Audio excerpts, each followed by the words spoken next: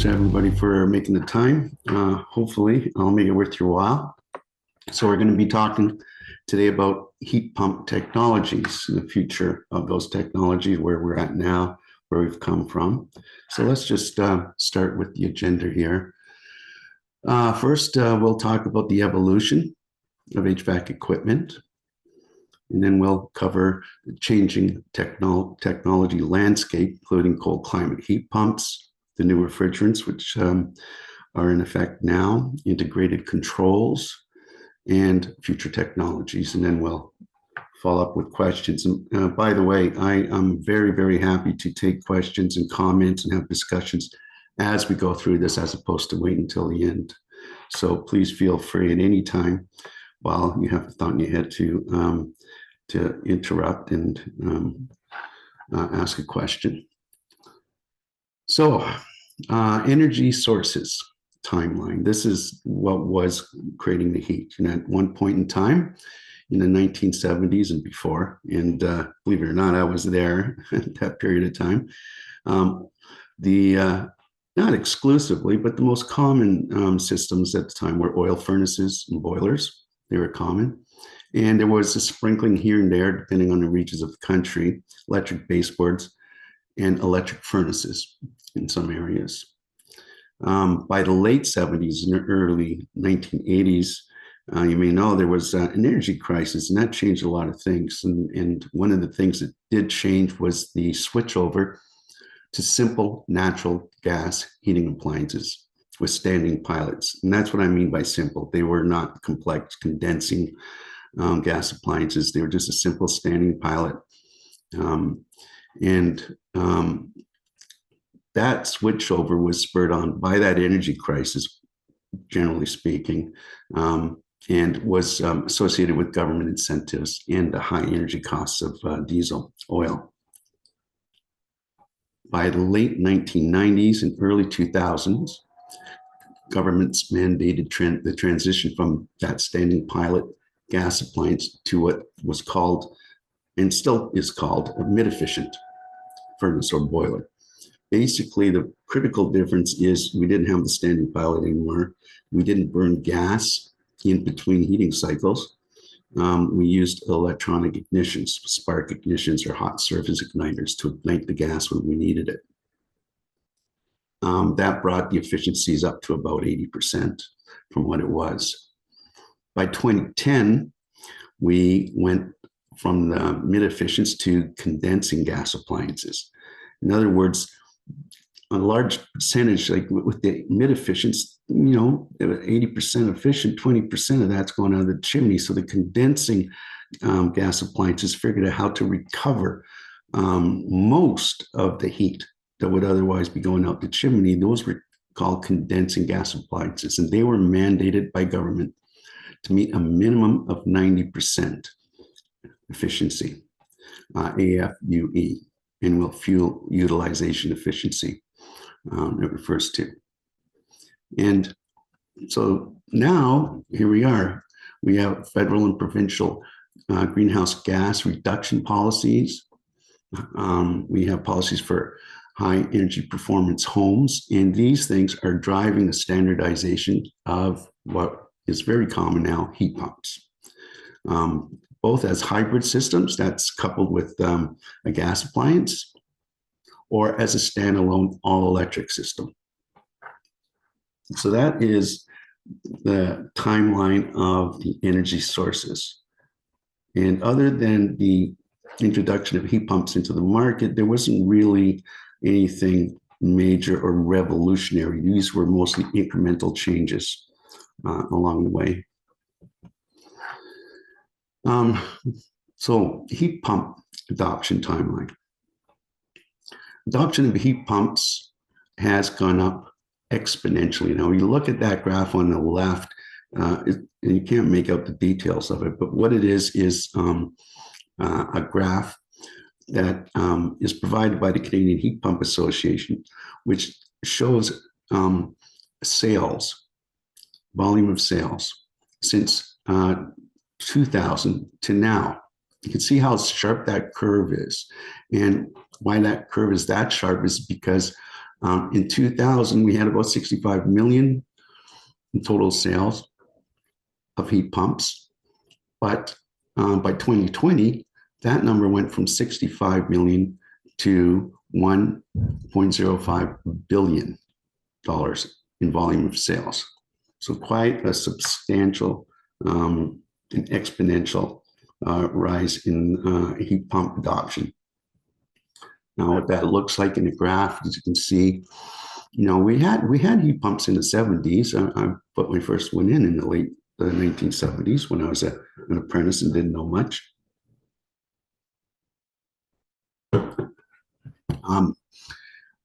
But now look at it.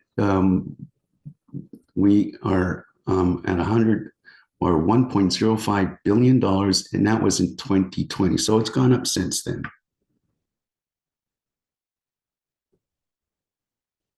Now, here's another interesting fact about heat pump adoption.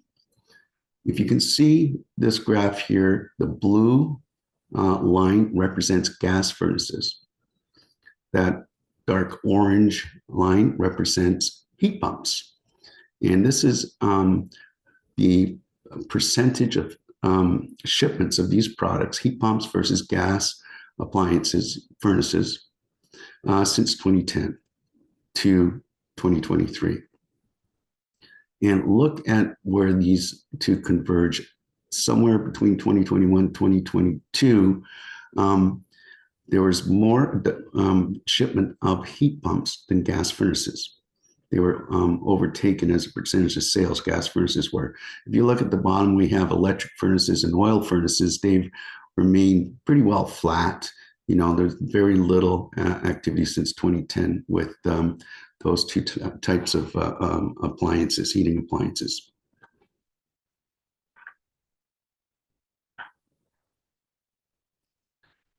So the technology timeline, not the adoption timeline, but the technology timeline for heat pumps.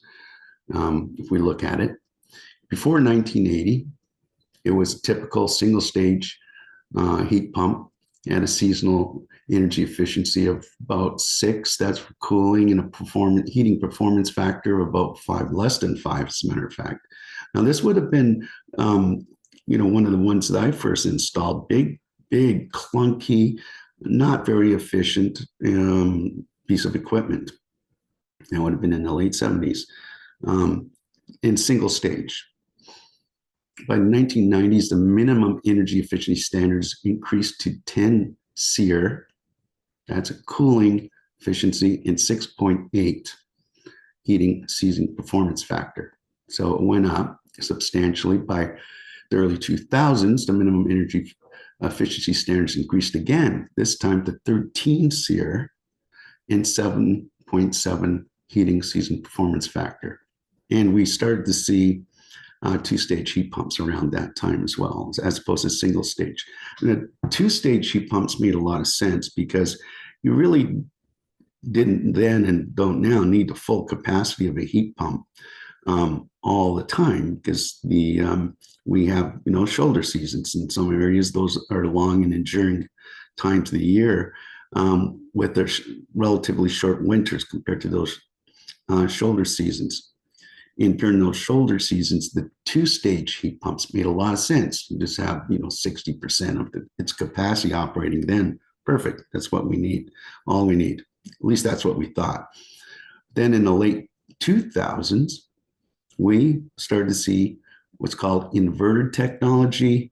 It's sometimes referred to as VRV, which is a variable refrigerant volume, or VRF, variable refrigerant flow. These are essentially modulating heat pumps. They operate on demand. They ramp up their compressors to meet the indoor set points, or what's the load requirement inside the house.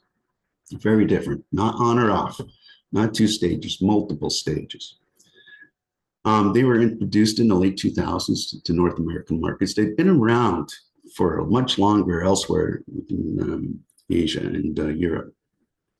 But this really revolutionized the efficiencies, versatility and the controllability of heat pumps.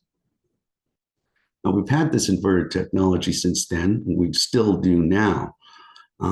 What's happened recently, and I mean recently in our market, last 4 or 5 years, I mean, the cold climate heat pumps, an iteration on that inverter technology, added things like vapor injection and a few other tweaks to the existing technology, and was able to create heat pumps that worked in extremely cold climates. They've been tested in Canada since 2010. They've been widely adopted in the last few years, especially here in BC because of step code. They became more exposed to the market. They're, in my view, a significant stage in the evolution of heat pumps. Even though the technology is just an iteration, it is a slight improvement on what was already there.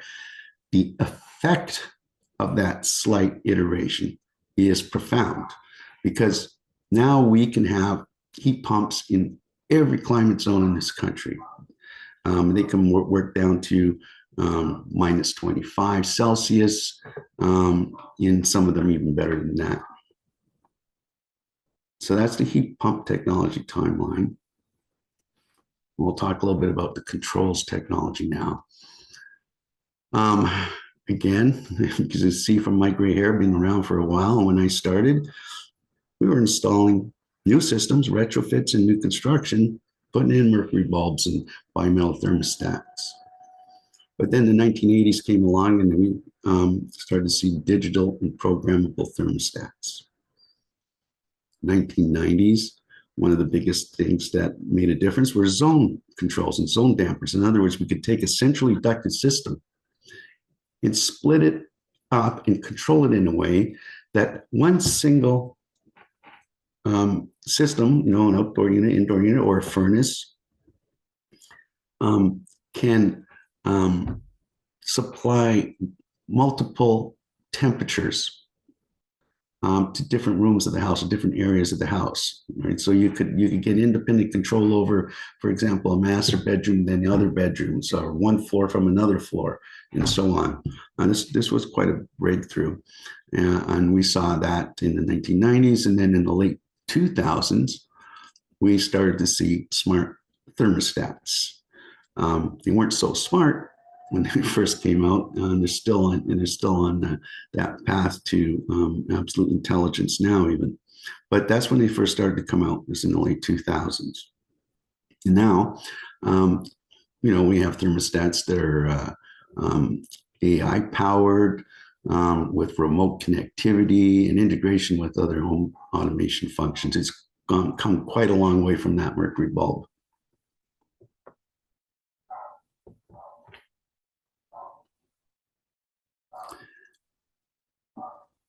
Regarding the whole package, the evolution of HVAC equipment, the technology timeline, really, there's only been a few technological breakthroughs in the industry, momentous occasions. And I think, from my perspective, one of them was when we got off oil, because when we got off oil, we also got off a lot of other things. We still had then big old gravity furnaces, and we still had, and I worked on them here in Vancouver and in Toronto area, furnaces that were using wood and sawdust, for example. I mean, all those systems were still around. They were mostly heritage systems then.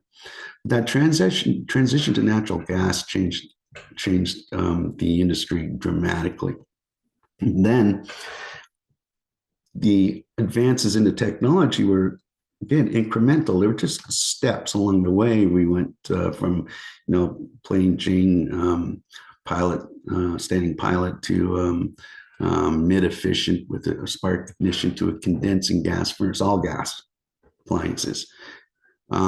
Really, the biggest transition from the natural gas appliances was when we started to adopt heat pumps. Heat pumps have been around for a long time. It's when we started to really adopt them was probably about the time that here in BC that we started to introduce higher standards of performance for homes, for compliance, step code, more or less.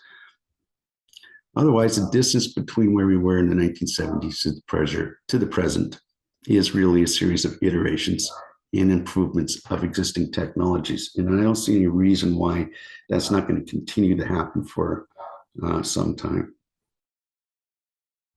Cold climate heat pumps. I'm sure all of you, most of you at least, have heard about, know about cold climate heat pumps. They are specifically adapted to the Canadian climate and work well below freezing, as low as minus 25 Celsius. Critical thing is they're not just providing heat at these sub-zero temperatures. They're also providing heat with high efficiencies and high capacities compared to conventional equipment. As it gets into sub-zero temperatures, it's not as though you're still getting heat, but it's just a little bit, and it's done at a very poor efficiency. No, cold climate heat pumps give you good capacity at very good efficiencies in those sub-zero temperatures. So that's a pretty important distinction. Because of that, these heat pumps require only a small amount of auxiliary heat in the extreme cold climates. In the very coldest climate zones, you're wiser to put in auxiliary heat, whether it's electric strip, or you could put in a hybrid or dual fuel system using gas. But you don't need much of it, because the heat pump will do most of the heavy lifting right into the sub-zero temperatures of very extreme cold climates. On some climate zones, like where I am in the lower mainland, Vancouver Island, coastal areas, up and down the coast, even as far north as Prince Rupert, many areas, you can, if you design and size the equipment appropriately, with houses having to meet these higher step codes these days, get away without any auxiliary heat. You can do that. And sometimes that's the right thing to do. Other times, because you need a little bit, and it might be just simple electric strip. If the panel can handle it, then it's probably a good idea to put it in. Hey, Rob, for the Alkali Lake, do you mind just commenting on like some of the performance we saw? Right, yeah. Surprising with that. This is a very large structure here. It's close to 10,000 square feet, very, very high load because it's the sheer volume and size of the building. What you see there are two Mitsubishi heat pumps. These are cold climate heat pumps. This is I think that's a minus 29 Celsius design temperature area. This is up just west of Williams Lake, the Caribou Chilcotin area. We put these systems in, and we worked with Intercan and BC Hydro, and they were interested because this was a net zero building in doing some data monitoring, right? So we set up sensors and so on and data monitoring equipment to see how the system is performing. And it's surprising, even though we put electric auxiliary or supplemental heat into this building, into the system, we ended up using much less of it than we had calculated. In other words, these heat pumps outperformed their own hype. They outperformed their own performance literature. They work well into the less than minus 30 degrees and much less electric auxiliary, or what some people refer to as backup heat, was necessary.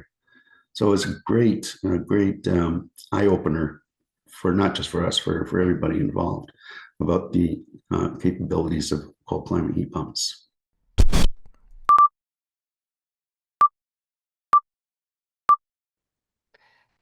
go ahead, Rob. Let's continue on. And I notice that Kirsten has a hand raised when you have time. I can answer questions now because I can't share my slides yet. I haven't been given permission to. So you or somebody has to let me share the slides. Yeah, Jenna's going to try to come in. Okay. Amanda and I have been disabled. Now might be a good time to discuss some questions or comments if anybody has any. My question, Rob, was about the ammonia absorption heat pumps. When you're talking about having backup strip heat there, if we are, I know there's just some early adoption of that being tested up north, but if we're going to these ammonia absorption ones, then theoretically, because there's no compressor, there's just a small like pilot flame, that we would need a lot less electrical load on those, is my understanding of how that they're working. So would that be an adoption coming up in the future here that we can expect to see? Way in the future, yeah, we'll talk about that. I mean, we're still, I mean, ammonia, propane is another one that is being used in parts of the world in niche applications that may down the road become what's the refrigerants of choice, because they're what's called the natural refrigerants. They have extremely low GWPs, the global warming potential. Right now, there's issues with adopting those kinds of technologies because of flammability and those kinds of things. Yeah. But it's in the residential world that we're in and talking about. That's probably a long way down the road. You had an example of your passive house with two Mitsubishi heat pumps, and you said that they exceeded their or your design calcs. Did they exceed, I guess, their own Mitsubishi's documentation, or did the house exceed the thermal model? Right. Okay. Requiring less. Really, really good questions. First, it wasn't passive; it was net zero. No, close to passive, but not. It wasn't a passive building. And it was the equipment performance in its own literature, which is what we use to determine how much auxiliary. The building's heat loss and heat gain is what it is. We calculate that with F280-12, and so it's pretty accurate. What we didn't anticipate was that the Mitsubishi's performance metrics for their own equipment would be exceeded. They performed better than even Mitsubishi says they were going to perform. So that was the unknown that we discovered. It was, and obviously that was a very positive wrinkle, if you will, right? In all the modeling and everything else we did. Yeah. That's great. Did it require thermal strips at its lowest temperatures, or? Yeah, it did occasionally, but an awful lot less often than we had anticipated. We looked at the performance curves of the equipment and said, okay, this is all it will do. And then we build in a little fudge factor because, usually what we're used to, what we had been used to is that some of the literature that is provided by manufacturers without third-party testing is often a little overstated, So, but in this case, it was the opposite. So we're pretty happy to discover that. And we have since then discovered that in an awful lot of projects all over the province, that it's pretty common, cold climate heat pumps to outperform their own and third-party performance results from third-party testing, both efficiencies and capacities. Cool. And did you find the F280-12 accurate as well? It is always accurate. Yeah. Oh, cool. Yeah, and when just a bit of context to that, we've been using F280 forever, and so and other methodologies, but and we've tested for governments and utilities, other methodologies, other softwares that are not F280 compliant.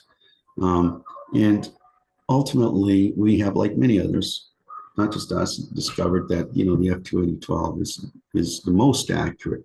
But in addition to that, we have our own experience with thousands of installs and the experience of all of the other contractors that we network with, their experiences. So it's so highly field tested. So it's really accurate as long as you use it properly, right? Because obviously you can mess it up if you don't put your inputs in correctly. And it was accurate, and it usually is accurate. Oh, I got sharing capability now. I can go back to the slides. So here's one of the things that differentiate cold climate heat pumps from others. All heat pumps have a nominal capacity and efficiency rating at an outdoor temperature of 8.3 degrees Celsius or 47 degrees Fahrenheit. So that's the starting line for all equipment. If it's a 3-ton, it's a 3-ton at 47 F or 8.3 degrees Celsius. If it's a 4-ton, it's a 4-ton at those temperatures. Now, air source heat pumps, they're traditionally, their efficiencies and their capacities is subject to outdoor temperature. The colder it gets, the less capacity, the less efficiency. If you look at the blue line here, this is the most conventional heat pump curve. At 47 F or 8.3 degrees Fahrenheit, it might be a 4-ton or 3-ton, whatever it is. But by the time you get to around freezing temperature in Celsius or Fahrenheit, 32, it's dropped off so dramatically that it doesn't have much capacity and very little efficiency left. And that's usually has been historically where you need to have something take over, either fossil fuel or electric strips. VRVs changed that because they're so much more efficient. And that's represented by that green line here. Same starting point, same nominal tonnage, but you can see the difference, at 5 degrees Fahrenheit or minus 15 Celsius, it still has a lot of capacity and its efficiencies are pretty good too. But now look at the cold climate heat pumps. Very, very different. That red line, it doesn't curve down. It doesn't even start to drop off until you get to minus 15 Celsius. And when it does drop off, its drop off is not so steep. It's more of a gradual curve.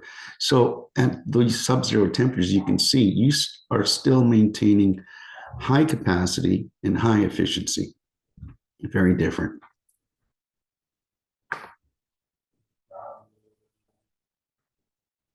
And here's a little bit about that question that you asked regarding what differentiates cold climate heat pumps from others. Just like all HVAC equipment, cold climate heat pumps are all not built equal. And you really have substantial differences between one brand and another model, between different models, even within the same brand. However, there is a third-party registry of tested equipment. It's called NEEP, Northeast Energy Efficiency Partnership. It's a nonpartisan, nonprofit organization that designed specifications to identify heat pumps that are best suited for cold climates. So they created criteria. And on the right, you see kind of an example of the specifications that they will provide you when you click on a model, a heat pump from any manufacturer. You'll spit out all this information: performance at different temperatures, efficiencies, heating, cooling efficiencies, the amperage draws, and even balance point calculations. Pretty cool. database, and it's free. Anybody can log on to it. It's called NEAP. So as I said, not all heat pumps, even if they are designated as cold climate heat pumps by a third-party agency like Enercan or NEAP, and there's others. Still, one cold climate heat pump and another cold climate heat pump can be very different. Here's an example of two. Both of them are 3-ton systems. Both are considered cold climate heat pumps. But what I want you to look at is, give me a second here, these numbers here. You see the rated heating capacity for this heat pump at the top at 47F, which is 8.3 Celsius, is 31,000. At 5 degrees Fahrenheit minus 15 Celsius, it's still 31,000. And its efficiency will be the same, just over 2 COPs, 200 something percent efficient. Another designated 3-ton cold climate heat pump, like the one below, you look at the numbers there, it starts off at 32,400 BTU capacity at 47F or 8.3 Celsius.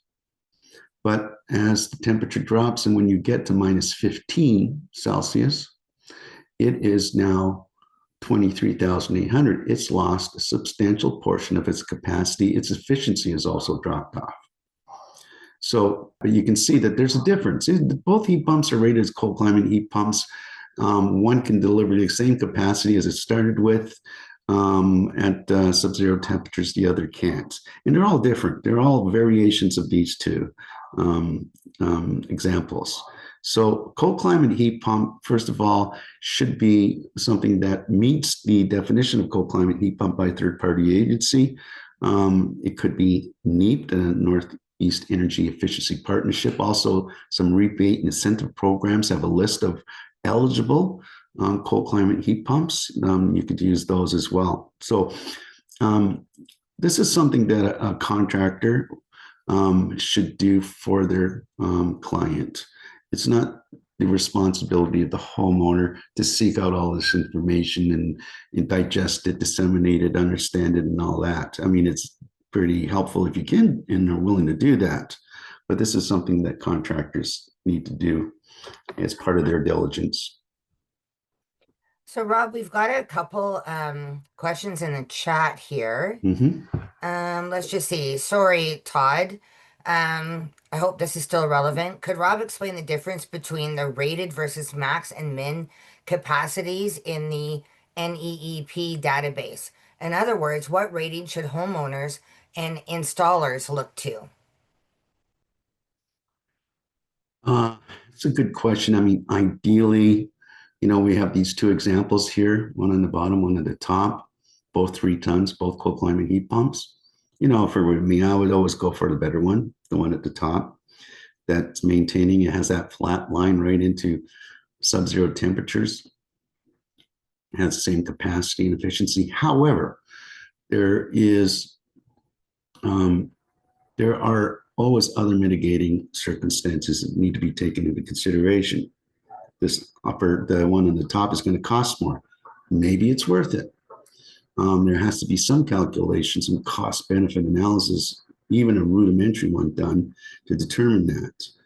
On the other hand, maybe it's not, depending on how well built the home is, how tight it is, how drafty it is, and so on, type of windows you have, orientation, all of those things could mean that you may benefit from the lesser upfront capital costs because you don't need that full capacity at the sub-zero temperatures. That is something that should be considered. There's no single answer to that question. It is very unique to the project and the circumstances, climate zone, budget, expectations of the client, and the requirements based on load calculations. Obviously, going for the higher end equipment with that better performance is always better if money is never an issue. That's the way to go. But in reality, that money, the budget has to be considered.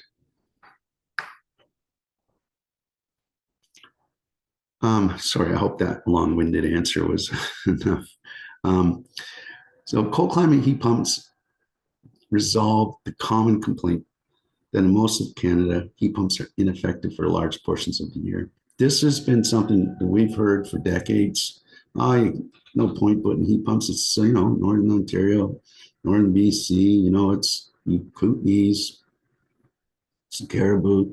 It's cold, and at somewhere around 5 degrees Celsius, we got to switch over to another energy source anyways. It doesn't make any sense. That has been an argument that never really was fully valid anyways, and now it is completely invalid. We do have, with cold climate heat pumps, something for every climate zone in this country. And another thing to take away from this about the cold climate heat pumps is that they're not all created equal. There is some diligence required, and it has to be in the context of the situation it's in, the where you are with the budget and all that stuff that I had just talked about. Looking up these third-party testing bodies like NEEP and finding from there what heat pump is best suited for the application that you're working with.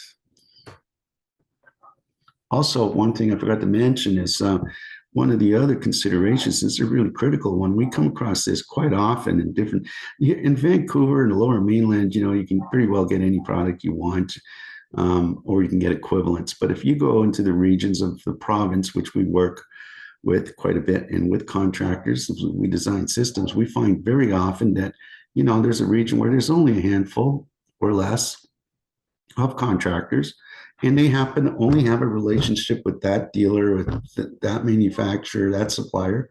And so the supply chain is another consideration. What is the contractor used to working with, and what can they get? And what they get will be important, because whatever they get, will affect their pricing, but will also affect their warranty and technical support. Hey, Rob, I'm sorry, just to interrupt for a quick second. Embodied Carbon Advisory has a question here real quick. Hello. Yeah, I got a question about that last graph that you showed where you had two heat pumps, both called cold climate heat pumps, but one obviously performed a lot better than the other in cold climates. And so there's a industry standard for metrics for being able to call your product a cold climate heat pump, or if it's just a marketing thing. Another good question. I think there are a set of metrics. That's what the point of NEEP was to create, because there was otherwise no real standardization of those metrics to determine what's cold climate or not. So I think the metrics that NEEP created have been adopted by the industry in general as a standard for what is a cold climate heat pump. So I think that those are the metrics that we would all go by. Right. So even though they've adopted those metrics, you've still got companies though producing two quote unquote cold climate heat pumps, but it's pretty obvious from this example that you shared that one of them is not real, doesn't seem to be operating as a cold climate heat pump. Well, it is within the metrics. If you took a standard conventional heat pump, the drop off, like in the case here where I show in the 32,400 at starting point, 23,800 by the time you get to minus 15 Celsius, that would be much more dramatic. So relative to conventional equipment, it's still a cold climate heat pump. It's just, obviously there's going to be variations in quality and performance and optimization, just like there are on cost of the equipment. Right. Okay, so it's important to look at those numbers then. Yeah, it is. Yeah. Thanks. Rob, Yeah. do you have another couple questions here? I don't know if you want to keep going. That's fine. Yeah, Rob, just one clarifying question on the rated versus the max and min capacities. I just wanted to make sure that when I look at the max min number, that's actually a tested number similar to the rated number. So that would be like a verified through some standardized testing process as well. Yes. Okay, great. Thank you. Yep. And then I was just going to say to the embodied carbon folks, if you check out the latest Energy Star specification 11, I believe it has a cold climate designation specifically from Energy Star, which shows some their specific performance criteria at cold climates for getting that designation. So that's another third party to look at for performance specs. Thanks, Ryan. So as of January this year, we no longer are manufacturing heat pumps or air conditioners equipment with R410A. That's the refrigerant that we've been using since about 2010. The impetus for this is to reduce the global warming potential, the GWP. As you can see here, R410 has a global warming potential of 2088, right? Significant. But look at the two new refrigerants that will be replacing it. R32 has global warming potential of 675, substantially less and under the 700 that is mandated by the global protocols. And R454B is even less than that, at 466 GWP. So it's about global warming and the harms that refrigerants are doing to our climate. R410 in particular has been much better than what preceded it, R22. But we're still going into a future with refrigerants that are more friendly to the environment. As I said, R32 and R454B will be the replacement refrigerants. Manufacturers, you will be using one or the other, and some will use both. It depends on the brand. Generally speaking, and this is with a lot of exceptions, R32 is common for ductless systems like mini splits, and R454B is more typical for centrally ducted systems. But that is with a lot of exceptions. That's a very general rule of thumb.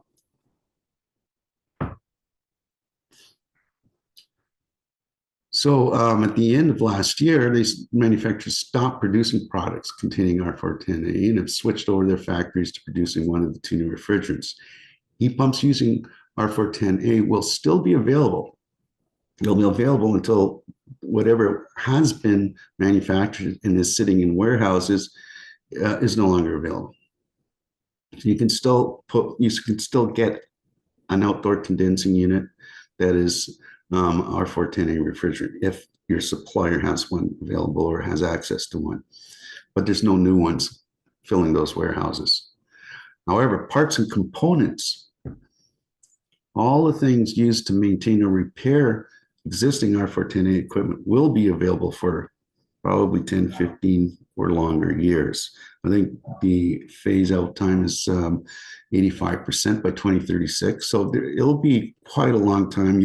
If you get a new heat pump now with the R410A, you'll still be able to have it repaired, maintained throughout its life cycle.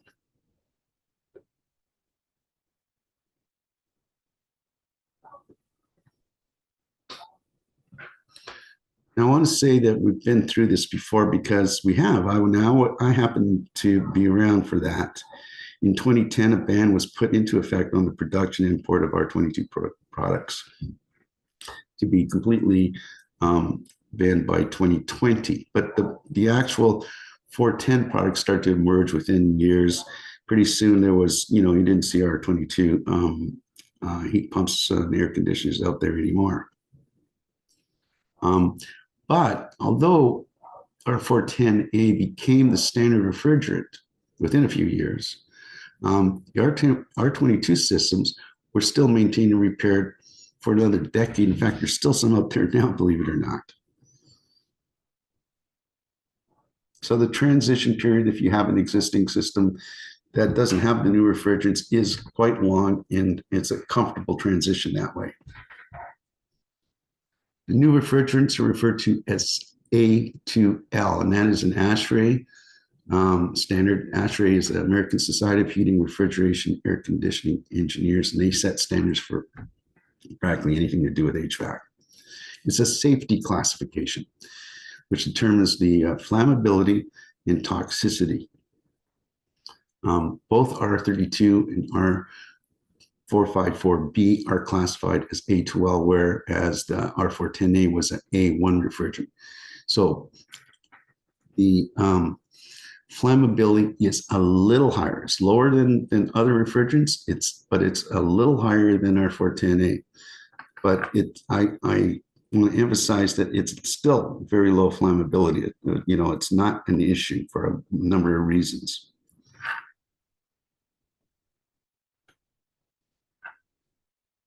Because of the different classification and other reasons, the equipment is going to be a little different, pressures and weights and charging and all that kind of stuff. There's a whole host of reasons why HVAC technicians will require training for their new refrigerants. This training can be provided by agencies like HRAI, which is the Heating, Refrigeration, Air Conditioning Industry Association. It's a national administration like TECA is in British Columbia.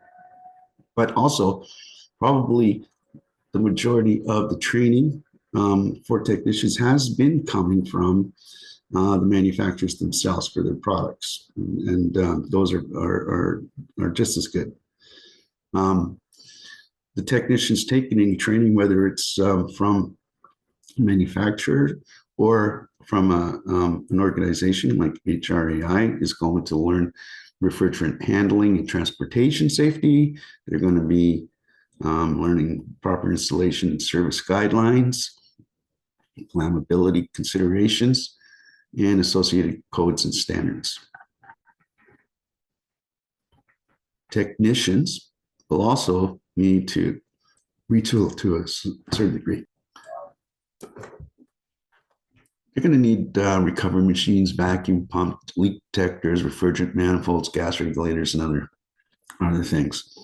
I remember when we transitioned from R22 to R410A, we had to do the same thing. It wasn't that big of a deal, except, we all grumbled a little bit about having to take a course and getting some new tools. But it wasn't really that big of a deal. The course was very minor in terms of the amount of work you needed to do. I think it was a one-day thing that we did.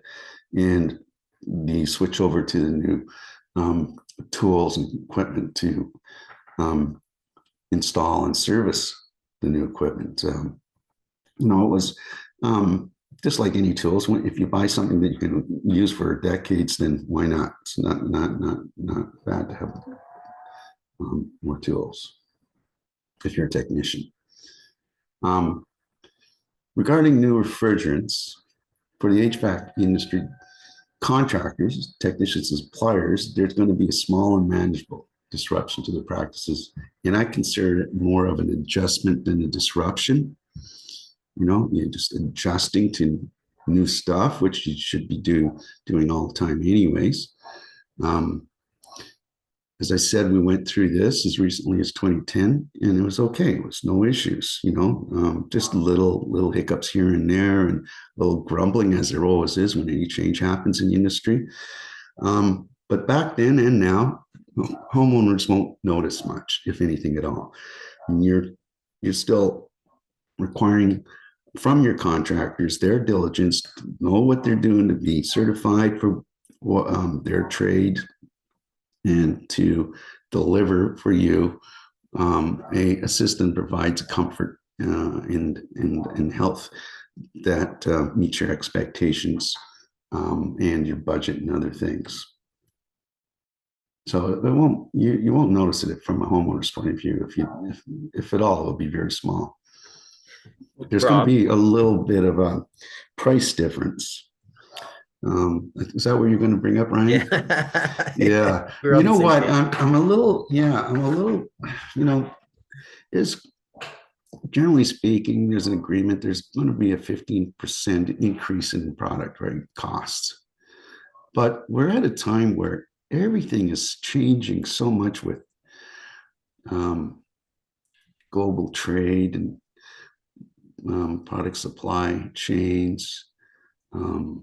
These things are also affecting the prices, and it's hard to tease out which is doing what. Sure. You know, so there probably will be a price increase, but imagine you're the homeowner. You're going to get 2, 3, 4 quotes. And if you're competitive, you're not going to notice that, you know, a few years ago, they would have all been maybe 10 or 15% cheaper. You're dealing with what's happening right now, right in the moment. Yeah, maybe just comment on like the two kind of like features with the new equipment that are being incorporated by manufacturers, like leak detection sensors. Yeah, there's going to be leak detection sensors. So one of the issues is with leaks. I think we did cover that in one of the slides. No, that's okay. Like I was just saying, general comment, like the big change is going to be from the manufacturer side of things is they have to incorporate leak detection as well as dispersion for the safety piece with the new refrigerant. Yeah, that's right. That's leading to some of the incremental cost increase was all I was going to suggest. That is right. Yeah, and the cost of the refrigerant itself is more than our R410A as well, right? The leak detection, you're right.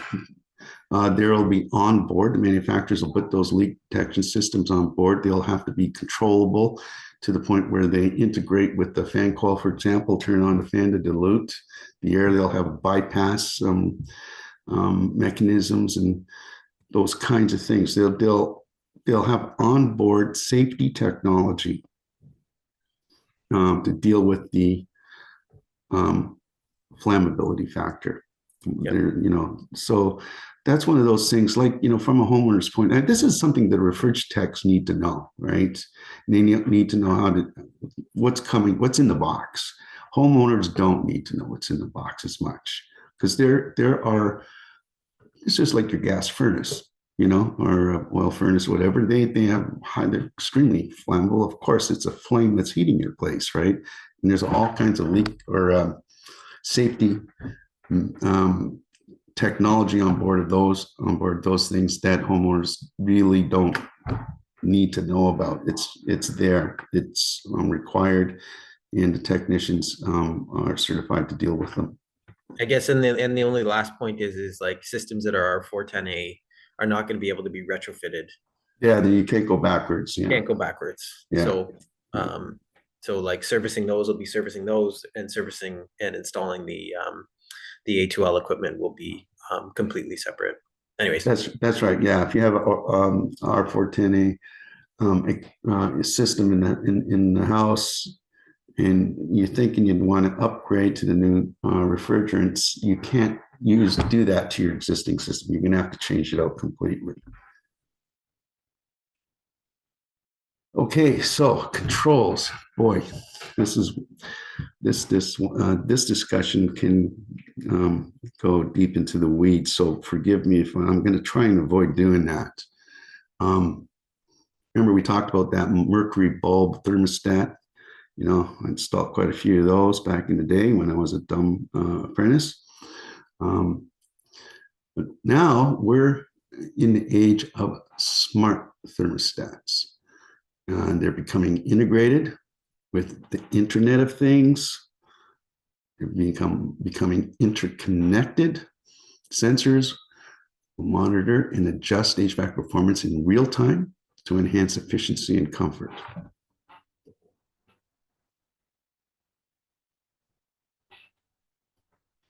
One of the things that, I mean, we currently have this technology, but it'll be, you know, if we're talking about the future of the technology control regarding controls, you know, what we will have and what we do have now, but it'll get better, is artificial intelligence, for example, will enable predictive maintenance. This is a big deal. This will reduce downtime as you and your HVAC contractor will receive alerts when components of the system require attention.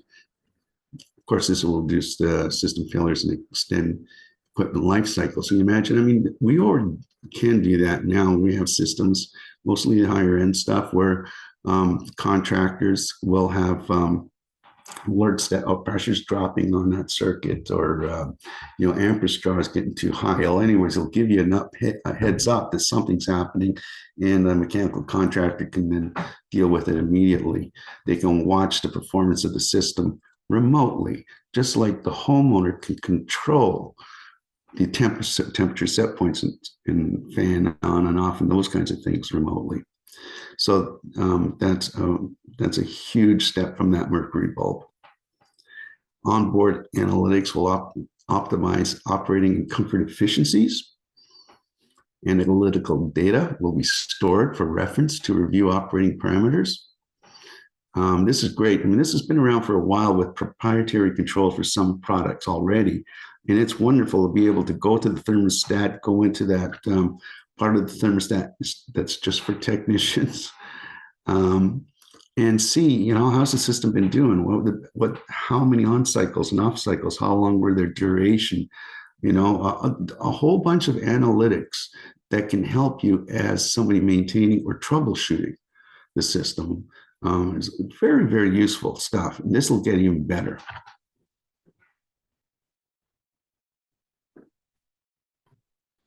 Smart home integration. Thermostats will be just one application on a single device that can control lighting, audio visual systems like your sound system, speakers, and so on, security, other household appliances, and more. And you can, just like in this picture here on the right, you can see it'll just take something as small as what you can hold in your hand, like a phone, to control all that stuff. We're currently at a crossroads, I think, between smart control technology of the future and the proprietary controls of many HVAC systems. That they don't like to play in the sandbox with third-party thermostats, for example. So traditionally, there's been the product, and most manufacturers had a product like an A, B, and C product line, and A product lines were the best. And those product lines had what we refer to as communicating systems. In other words, their thermostats didn't just turn the system on and off when the temperature went up or down. It also transferred data back and forth, and that data was used with its algorithms to determine when the modulating fan would ramp up or down, when to anticipate, like how long to start your on cycle to hit the set point in the programmable thermostat, and those kinds of things. Also modulating the outdoor unit as well to match the heat demand. There's a lot of internal to the mechanical equipment algorithms that was being used to optimize efficiency, performance, comfort, and all that kind of stuff. But it was proprietary. So if you get a carrier system that is in that A class of their product line, but then you get third-party thermostat, they wouldn't talk to each other. And the same was true and is true of smart thermostats like Nests. I had a contractor in Whistler tell me he could make a living just going around to houses to put Nest thermostats in and taking them out and replacing them with thermostats that are part of the package of the rest of the system, right? Like the carrier thermostat with the carrier outdoor unit and the carrier indoor unit and so on, right? And pick your brand. They all had them. And this created nothing but issues. Believe me, it was a nightmare, and to some degree it still is. So-called smart thermostats that anticipate your every move, come on and off, and then you change your routines, and it tends to mess up the performance of the HVAC systems. But that's changing. I've seen that. Surprising to me that some of this high-end or the top tier products from many manufacturers is starting to integrate these interfaces with third-party controls. And I think that's the trajectory that we're going, where you can get any product from any manufacturer and integrate it with any third-party control, any thermostat like Ecobee or Nest or whatever, right? That there will be an interface with the equipment and the ability to optimize its functions. That's not here yet, but we're going there. The other things is homeowner expectations and how they may control their indoor environment. That's also evolving. Homeowners have become, there was a time where, you had a single thermostat, one zone, whole system, and, a simple bimetal or mercury bulb thermostat, even a digital thermostat. And, it would, be close to the temperature they set it at. It would cycle, probably more often than it should. And this, of course, was in the days of drafty old houses. But that was the expectation. Now the expectation is for a much more responsive and sophisticated system. And sometimes that's the challenge, is to meet that expectation. I want my temperature different in every room. I want so-and-so's room to be this hot, and I want that room to be that cold. I want heating, cooling simultaneously. I want to go up and down at the same time. Those are the things that seem to be evolving with homeowner expectations that we have to manage carefully. So that it aligns with the kind of systems that we're putting in how those systems are controlled. Sorry, Rob, I'm just going to pop in real quick here. Just wanted to confirm that the expectation has been just don't touch the thermostat. That's always been my experience. So, yeah. I'm just going to mindful that we're at 9:20, so we've got 10 minutes left. Not sure how many more I think slides we're you've it. got, Rob. I think Good to go. And in the meantime, I'm just going to run our a poll, just 6 questions. If you'd be so kind, I'll leave it up for a little bit and then take it down. So just so you know, you're going to be seeing that here in a minute. And thanks. Everybody should see it. Thanks, Rob. Okay. So I guess the question is, what's next? This is a really hard one to answer. I mean, we now have cold climate heat pumps. They will probably become more efficient with different iterations, different manufacturers competing for market position and so on. The technology will improve and will squeeze a little more efficiency out of these cold climate heat pumps. We now have new refrigerants as of January 2025. They're better for the environment. Maybe, as we discussed earlier on at the beginning of the presentation, we'll go to what's called natural refrigerants. We're not there yet. It might be a decade or two down the road, but that seems inevitable to me that we'll go to things like propane and ammonia and who knows what else. We now have smart controls, artificial intelligence, the Internet of Things. Maybe in the future, these control technologies will be glitch-free. That's me saying that because in my experience, that's the issue. There's glitches. There's glitches all the time in these systems that need to be worked out. And they do get worked out, but they're there. I don't know how much more sophisticated control technologies can get. I just can't imagine it getting more of what we already have. It's so complex already. It's so advanced in its capabilities. Maybe the future of smart controls is that it somehow becomes really simple and elegant. Maybe that's the future. right now it's complex. So who knows? Maybe that's the way we'll go. And that's it. It's a slide we were all looking for. Yeah, that's amazing. Bill Phillips got his hand raised right off the top there, Rob. There you go, Bill. Hi.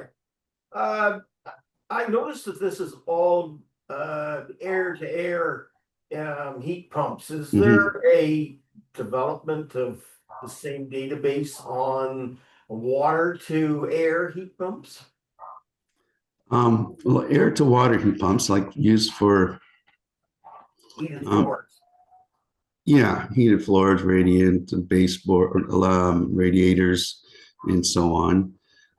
That's air-to-water systems. Yes, there is. We're talking about forced air systems because, quite frankly, that's about 98% of all of North America, right? Although, system. yeah, no, of course it has its benefits, and we do quite a bit of that. But we do the, in the Lower Mainland, which is one of the few places in North America, it is a dominant style of heating, right? But most of the rest of the continent is forced air. But the same, all the stuff that we talked about applies to air to water systems as well, where we're probably going to need to have completely different webinars would be in discussions regarding ground source heat pumps like geothermal, very different. Solar integration of solar into mechanical systems. And, I think that's another potential place that we're going with future technologies, although the technology's been there forever. It's just access to it, affordability, and that kind of stuff, I think, will change. So other than those things, like I said, ground source, solar, so on, air to water and air to air technologies are pretty much the same in the context of the things we've just talked about this morning. Thanks, Rob. We've got lots of questions coming up here. Are you good, Bill? Thank you very much. You're very welcome. If you'd please mute yourself again, Bill, that'd be great. So another question here, which refrigerant do air-to-water heat pumps utilize? Same, no different. To clarify. Yeah, air to water and air to air use the same refrigerants. Okay, we did have some other hands up. Oh, wait, here's another one. Oh, here's a few. Question for Rob. Any opportunity for load management or energy management systems to help mitigate electrical capacity concerns with higher levels of electrification? Yeah, or is it more relevant to electrical panel controls rather than the HP system? Good question. There is load and demand management technology in controls. Ryan, are you still there? I think we lost Ryan. I think he's gone. Okay, yeah. We actually did a study and helped with a study for utilities. So that is coming to in technologies. In your thermostat, will be able to anticipate peak demand times, reduce your electrical consumption during those times, and that's true with all your appliances, but your HVAC systems as well. So that's more or less here. It's just not highly adopted yet, and it will be common, and that'll help balance out the grid requirements for the utilities. I think did that answer the question? Did I cover it? Sorry. I think we've got it. I think you've done well. Let me just see here. Stephen just asked, just to clarify, he just asked, did you address system sizing? He had to skip out for a second. You mentioned that some systems never use their electrical backups, which means the heat load was too conservative. Do you think that gets better, and how? Yeah, it's not that the heat load was too conservative. The heat load can be bang on, and it should be bang on every time. The heat load should be always accurate. How you choose and design the system for equipment capacity and so on, that's the variable. Again, this is one of those things where there's it's not black and white. So in the lower mainland in Vancouver and Vancouver Island and places like that, we find that there is always a lot of pressure on the capacity of the panel size, the electrical capacity of the house. And one of the ways we can deal with that is not to put electric strip or electric supplemental auxiliary heat. And the way we can do that is size the equipment so that it's meeting the load requirement at design conditions. In the coldest days of the winter, there's enough capacity there, and it doesn't need the backup. It's just no different than you got a furnace that can do the job. Do you really need to have two furnaces? No. So that's when it's appropriate not to use supplemental or auxiliary heat. However, when you get into colder climates, you may be able to get away without using any supplemental or auxiliary heat. But on the other hand, the cost of adding that, if it's not creating a big upset cost to increasing your panel size, if you've got room on the panel, put in the electric strip. It's not much to it, very low cost, and you have it's a good practice in those kinds of situations. And then Thanks so much, Rob. Sorry, we've got time for one more. Okay. Are you good with that one? One more, embodied carbon. I'm just gonna let you guys come in here. Just unmute yourself, please. Yeah, we have a question about the variable flow systems. And I've seen that the refrigerant leakage rates are quite a bit higher on those systems. And I'm wondering if there's strategies to kind of mitigate that while our refrigerants are so intensive carbon emission wise. Are you talking about the new refrigerants? Well, or existing refrigerants like R410A? Yeah, any refrigerant, like the VRF systems, because they're sending more refrigerant out to different places, the leakage rates are higher. And that's a bit of an issue given that the refrigerants we're currently using, whether it's 410A or 32. Right. Okay. So, so a VRV or VRF system, basically inverter technology, you can have one outdoor unit supplying multiple indoor units, heads, fan coils and wall mounted cassettes and so on. So there's a lot more refrigerant lines off of that one unit than there would be otherwise, more conventional. But in that same building, you would otherwise with non-VRF, non-VRV systems, you would have multiple outdoor units, probably in linear feet, about as much refrigerant lines.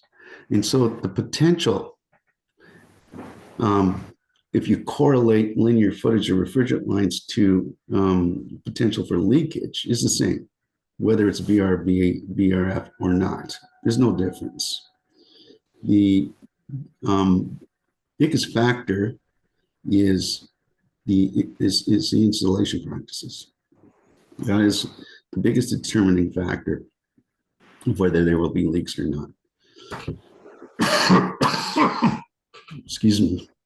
So I don't think there is a correlation. I've never seen any evidence or literature that suggests there is a causal relationship between VRF and leaks. I think that's more anecdotal. But so my answer to the question is any kind of heat pump system, any kind of refrigerant line has the same amount of potential for leakage as any other. And the biggest mitigating factor is installation practices and maintenance protocols that will affect the amount of leakage. Thank you so much, Rob. Thank you for that final question from Embodied Carbon Advisory. Rob, you've been a rock star. Thank you to Ecolighten for for this webinar session this morning. We've had our challenges. Thank you to my colleagues, the true rock stars behind the scenes, Jenna and Amanda. And lastly, thank you to everybody on the call for joining us. We hope you found it valuable. To very quickly wrap up, there will be final slides, the video. Now we know why video editing is quite a chore. So we'll get this video edited and out to you with your proof of your CPDs and any other pertinent, relevant information that you just took in here this morning. And I really appreciate you, Rob, especially. Yeah, Jeez, you're so kind. We did it. We made it we happen. got through it. Yeah, but it was everybody, and the questions were great. And thank you so much, everybody, for giving me your time and making those great comments and asking those very, very good questions. 100%. Go forth. Enjoy your day.